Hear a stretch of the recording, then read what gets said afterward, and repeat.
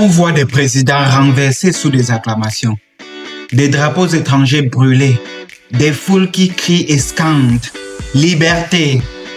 L'Afrique vit aujourd'hui une tempête politique sans précédent. Sur tout le continent, le pacte est rompu. La confiance entre des millions de citoyens et ceux qui les gouvernent s'est tout simplement évaporée. Ce n'est pas juste une autre crise politique, c'est une fracture béante qui menace de faire basculer des nations entières.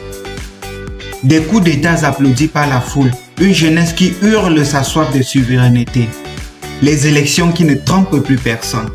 Mais comment a-t-on pu en arriver là? Sommes-nous au bord de l'implosion sociale? De Bamako à Niamey, de Conakry à Ouagadougou, le constat est le même et implacable. Le divorce entre le peuple et leurs élites est consommé. Une méfiance totale s'installe, paralysant toute action publique et nourrissant une colère qui ne demande qu'à s'enflammer. Ce n'est pas une simple humeur, c'est le symptôme même d'une crise de légitimité profonde et structurelle qui secoue les fondations même de l'État. Ensemble, on va plonger au cœur des racines de ce divorce et explorer les risques qui pèsent sur l'avenir du continent. Commençons d'abord par comprendre ce que c'est que le concept de légitimité. En sciences politiques, la légitimité, c'est ce qui fait que les citoyens reconnaissent un pouvoir comme juste et acceptable et puis ils s'y soumettent. Max Weber, l'un des grands sociologues, disait qu'un pouvoir n'est pas seulement une question de force ou de loi, mais aussi une croyance. Les gens doivent croire que le pouvoir est légitime pour qu'il tienne. On distingue généralement 3 types de légitimité. La première, c'est la légitimité traditionnelle, fondée sur les coutumes et les chefferies ancestrales traditionnelles africaines. La seconde, c'est la légitimité charismatique, quand un leader incarne l'espoir et rallie les foules par son charisme et la densité du message qu'il porte. Et enfin, troisièmement, la légitimité rationnelle ou légale. Celle-ci est assise sur les institutions modernes, basée sur la constitution, les élections ou même la loi. En Afrique, ces 3 sources coexistent souvent, mais le problème, c'est qu'aucune ne suffit à elle seule. Les traditions sont contestées, avec des chefs qui, au lieu de porter le message traditionnel, se sont englués dans la politique partisane. Le charisme s'éteint aujourd'hui avec des leaders qui ne portent plus le message du peuple et les élections sont de plus en plus discréditées. Résultat, le socle même de l'État s'effrite. Regardons maintenant les racines de la crise. Alors, comment en est-on arrivé là? Pour le comprendre, il faut faire un petit retour en arrière. Car la première racine du problème est historique. L'État, tel qu'il a été hérité des indépendances africaines, a eu un mal fou à se construire une légitimité propre. Pour beaucoup, il n'a été que le prolongement de l'État colonial avec les mêmes logiques de prédation, mais cette fois opérées par de nouvelles élites locales. Ces structures, souvent déconnectées des réalités du terrain, ont échoué à bâtir un vrai projet national dans lequel tout le monde se reconnaît. Puis, dans les années 90, une vague de démocratisation a déferlé sur le continent, souvent poussée par l'Occident. On a vu fleurir des partis politiques et des élections se multiplier. Sauf que ce modèle copié-collé du système occidental a vite montré ses limites. Il s'est souvent résumé à un simple rituel de démocratie de façade où les élections servaient plus à maintenir le pouvoir de ceux qui étaient déjà qu'à permettre un vrai changement. Certaines analyses ont même trouvé une formule terrible pour décrire ce phénomène, l'ethnomathématique électorale. En clair, dans ce pays, aux frontières tracées à la règle par le colon, l'élection devient un simple recensement ethnique. Le groupe le plus nombreux gagne et les autres sont condamnés à rester sur la touche pour toujours. Ce système, au lieu de rassembler, a jeté de l'huile sur le feu de la division. 30 ans plus tard, le bilan est amer. Ce modèle importé n'a apporté ni développement, ni stabilité, ni sécurité. Regardons maintenant la faillite de la gouvernance démocratique. La deuxième racine de la crise, c'est la faillite de l'État au quotidien. Pour des millions de citoyens, le mot démocratie est devenu synonyme de corruption généralisée et d'enrichissement d'une toute petite caste. Le rapport 2024 de Transparency International est glacial. L'Afrique subsaharienne reste la pire région du monde en matière de perception de corruption. Plus de 90% des pays y ont un score lamentable, signalant des problèmes gravissimes. Et cette corruption n'est pas qu'un concept abstrait. C'est comme ça l'argent qui devait servir à la construction des écoles, des hôpitaux et des routes qui disparaît. C'est la confiance dans la justice qui s'effondre puisqu'elle ne sert que les puissants. C'est une société à deux vitesses qui se crée, où une poignée de gens s'enrichit sur le dos de la majorité, qui, elle, se bat au quotidien pour survivre. Cette injustice que vous vivez tous les jours, c'est le meilleur carburant pour la colère populaire. Même des élections qui devraient servir le moment où le peuple sanctionne se discréditent.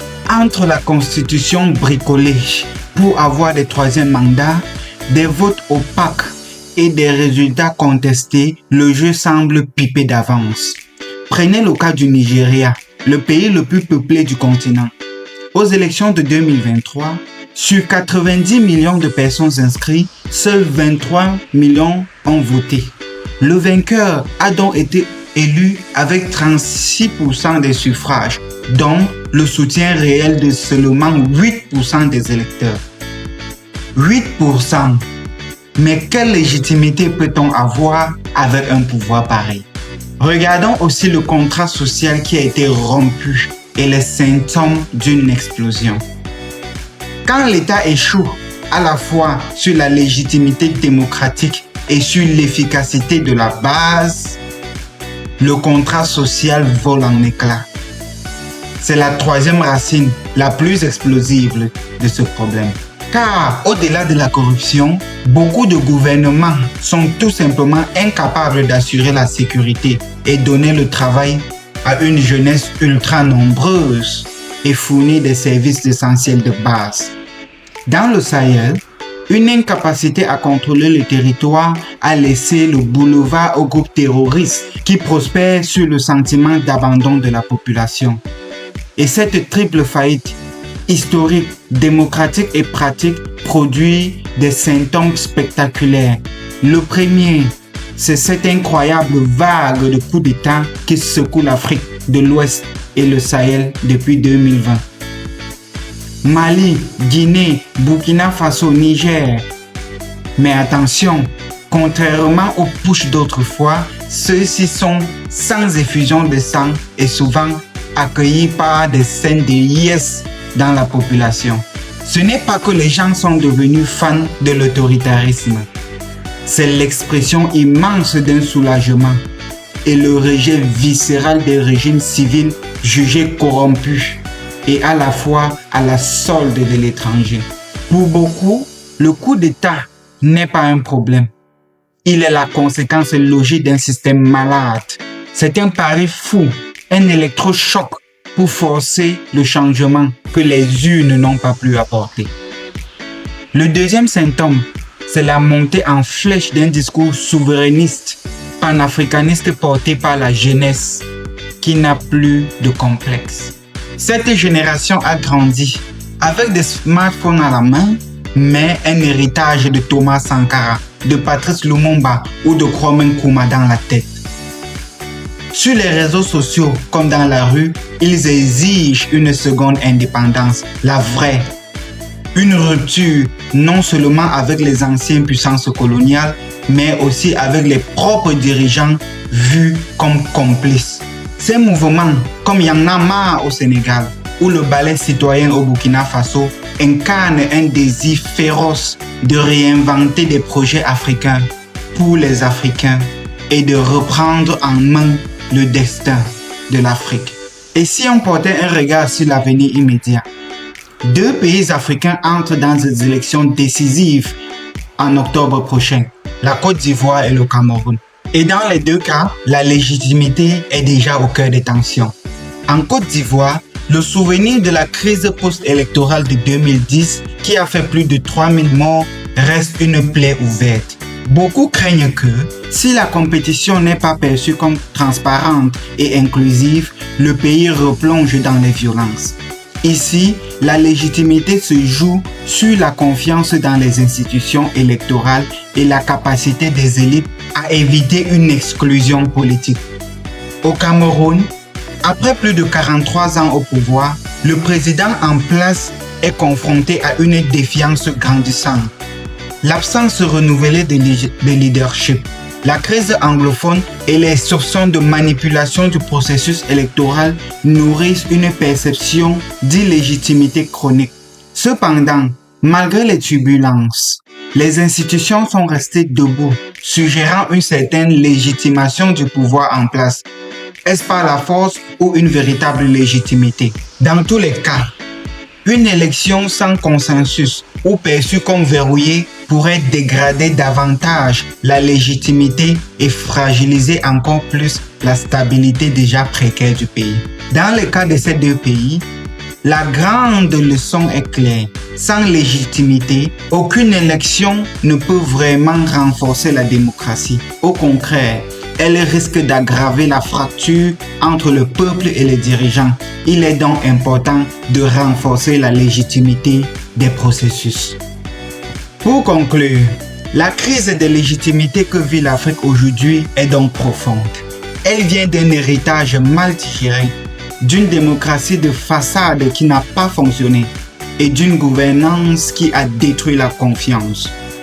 Pour le dire simplement, le pacte est brisé parce que les gouvernements n'ont ni la légitimité du droit ni celle des résultats. Des coups d'État applaudis et la ferveur de la jeunesse ne sont que la fièvre d'un corps social très malade. Ils sont le signe que le système actuel est au bout du souffle. Le risque est une instabilité générale, un cycle de violence qui pourrait emporter des régions entières. La question n'est plus de savoir si le modèle va s'effondrer, mais par quoi sera-t-elle remplacée? La colère est un moteur puissant, mais elle ne suffit pas à construire un projet. La défiance est totale, mais elle ne peut pas être un programme politique. Alors, la question finale, celle qui nous est posée à tous, est la suivante. Face à cette faillite, quel nouveau modèle de gouvernance l'Afrique peut-elle inventer pour elle-même? Comment transformer cette formidable énergie de rupture en une force de construction? Sur les ruines de ce contrat social brisé, comment rebâtir un avenir qui soit à la fois fiable et enfin réellement souverain pour les Africains et par les Africains? On ne se demande plus aujourd'hui si l'Afrique va changer. On sait qu'elle va changer. La question c'est, qui écrira ce nouveau chapitre? Les peuples ou les élites? Le défi est immense. Partagez vos idées en commentaire. Le débat n'a jamais été aussi crucial.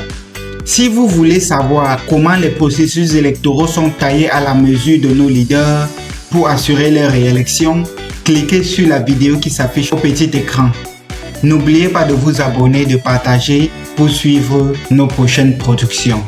Et souvenez-vous-en, toutes les voix comptent, mais uniquement les voix qui ont été valablement exprimées.